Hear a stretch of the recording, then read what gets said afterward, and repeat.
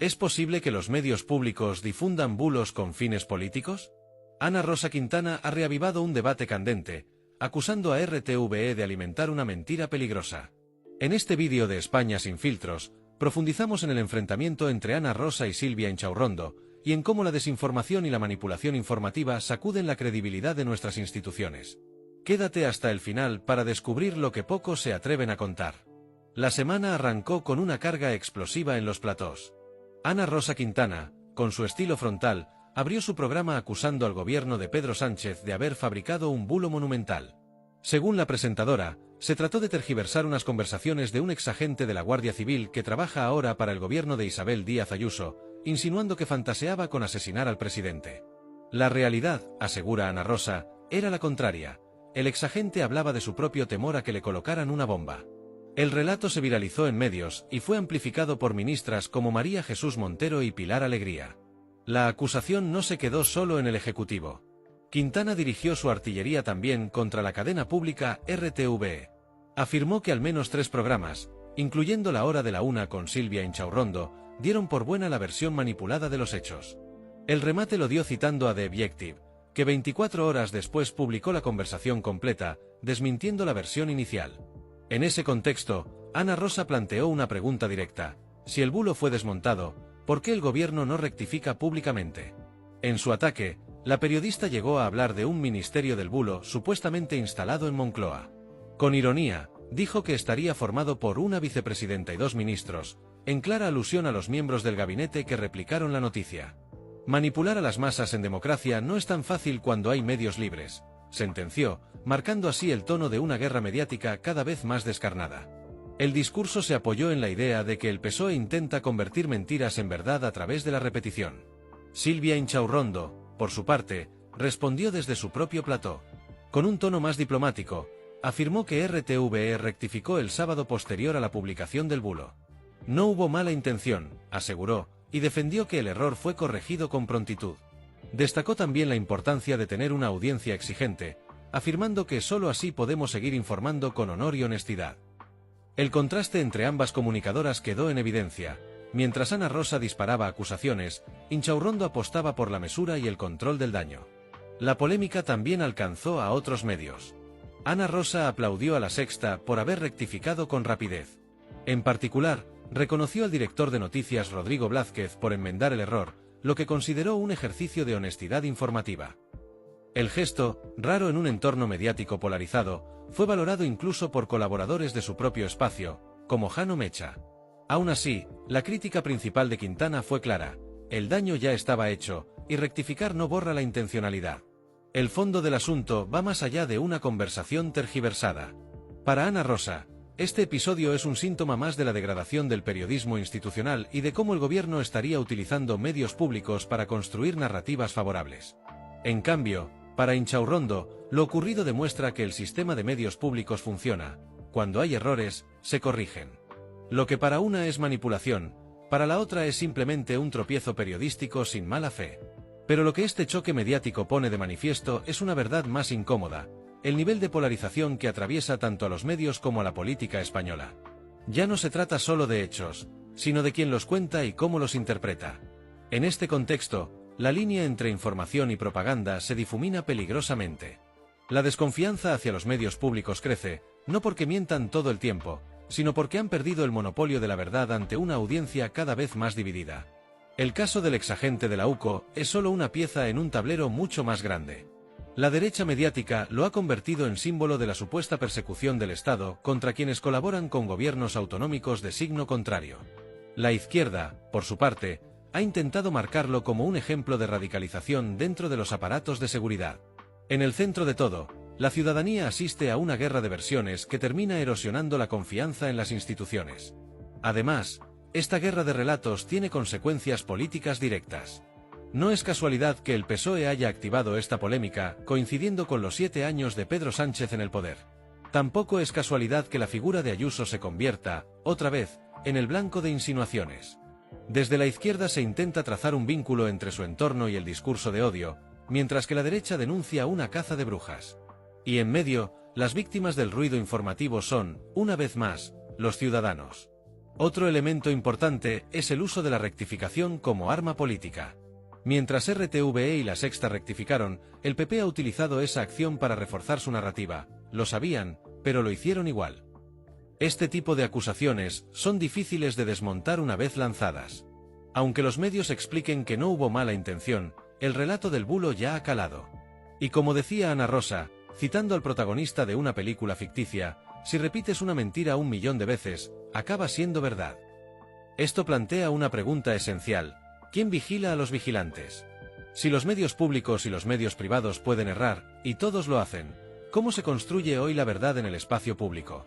En teoría, la rectificación es el mecanismo para restaurar la confianza. En la práctica, muchas veces es vista como una victoria del adversario, más que como un acto de honestidad.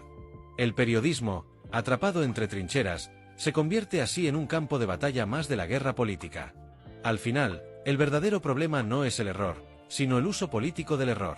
Si todo se instrumentaliza, si cada desliz informativo se convierte en munición para desacreditar al adversario, entonces desaparece el espacio para el debate. El periodismo se convierte en eco y no en espejo. Y esa es la mayor amenaza para una democracia que, en teoría, debería proteger la pluralidad, no asfixiarla bajo toneladas de ruido.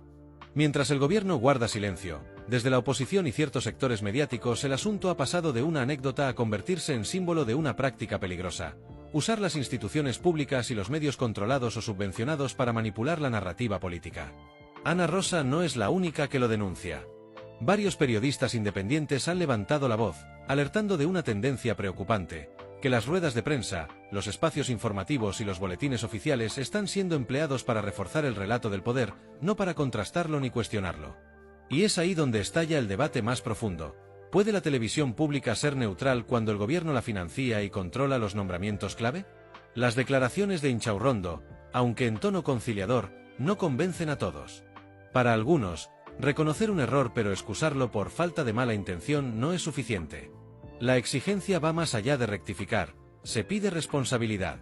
Cuando una cadena pública informa que un exguardia civil habló de asesinar al presidente y luego se demuestra que no es así, no basta con aclarar. Hace falta una autocrítica profunda, una investigación interna, e incluso consecuencias para los responsables editoriales.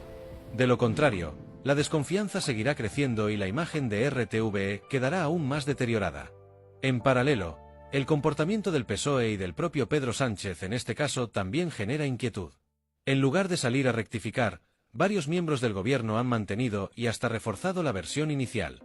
El uso de una conversación editada para reforzar la idea de una derecha peligrosa ha sido visto por muchos como una maniobra política premeditada. El silencio posterior, aún más revelador. Este episodio puede convertirse en un ejemplo de cómo los bulos ya no se combaten solamente en las redes sociales, sino desde las instituciones, con complicidad mediática y bajo el escudo del poder. Y mientras el fuego arde en el centro del debate político, no faltan quienes aprovechan para desviar la atención hacia otros frentes. Feijóo, Ayuso y otros líderes del PP han convertido este escándalo en una herramienta para reforzar su denuncia del aparato de propaganda sanchista. Lo grave, sin embargo, no es el uso político del asunto, sino que se alimenta de hechos verificables. El caso Kitchen, los ataques a jueces desde tribunas institucionales o los nombramientos polémicos en medios públicos sirven como antecedentes que hacen difícil refutar la narrativa de la instrumentalización política. En ese contexto, cualquier error, como el de TVE, se convierte en dinamita. Esta escalada no solo pone en entredicho la reputación de los medios públicos, sino que también resquebraja los propios cimientos de la comunicación democrática. Cuando la verdad depende de la línea editorial o del interés partidista, desaparece el espacio común de entendimiento. Cada bloque informativo se convierte en trinchera. Y lo peor, la ciudadanía, atrapada en medio, deja de confiar. Si todos mienten, si todos manipulan, ¿en quién creer? Esa duda, silenciosa pero persistente, es la que más daño hace. En el fondo, lo que está en juego no es solo una versión sobre una conversación entre un exagente y un empresario. Lo que realmente se disputa es el monopolio de la credibilidad. Y cuando ese monopolio se rompe, cuando nadie parece tener autoridad moral para informar sin sesgo, el sistema democrático se debilita. El periodismo pierde su función crítica y se convierte en prolongación del poder. Y ahí es donde, como bien decía Ana Rosa, empieza el verdadero problema, cuando la verdad deja de importar porque ya nadie espera encontrarla. A partir de este conflicto, se dibuja un escenario futuro aún más polarizado.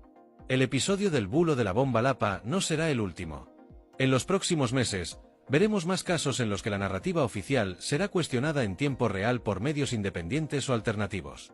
La batalla no se librará solo en los despachos ni en los tribunales, sino en las plataformas digitales, en los titulares de los informativos y en los comentarios de cada vídeo viral.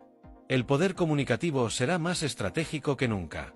Este caso también abre una pregunta incómoda para los profesionales de la información: ¿cómo mantener la integridad periodística en un ecosistema mediático tan contaminado por el ruido político? La presión para alinearse con uno u otro bloque es inmensa. Tanto en medios públicos como privados, las redacciones sienten la presión del relato. Lo importante no es qué pasó, sino qué versión conviene. Y eso significa que el periodista libre, el que busca la verdad aunque incomode a su línea editorial, es hoy una especie en peligro de extinción. A pesar de todo, aún queda margen para el periodismo honesto. La rectificación de La Sexta fue celebrada porque rompió esa lógica de trincheras. No es frecuente ver a un medio corregirse a sí mismo tan rápido y con tanta claridad. Esa actitud, sin embargo, debería ser la norma, no la excepción. Porque el verdadero problema no es cometer errores, sino pretender que nunca ocurrieron o, peor aún, usarlos como arma política. Mientras no se entienda eso, cada rectificación seguirá siendo leída como una derrota, no como un acto de responsabilidad. El episodio también deja mal paradas a figuras públicas que buscan ganar puntos atacando al adversario con informaciones dudosas. Cuando Montero o Alegría repiten una versión sin verificar, no solo se arriesgan a una rectificación, también dañan su credibilidad como miembros de un gobierno. Y si en el futuro quieren liderar el combate contra los bulos reales, encontrarán menos eco. Porque el ciudadano medio no distingue entre un error honesto y una manipulación deliberada. Solo ve una cosa: que otra vez lo han engañado. Finalmente, el verdadero reto está en cómo se gestionan los errores en un ecosistema donde cada palabra puede viralizarse. Una conversación privada puede acabar en primera plana, y una rectificación puede llegar demasiado tarde. Por eso, más que nunca, hace falta una ética periodística rigurosa y una voluntad real de proteger la verdad. No basta con decir que se rectificó.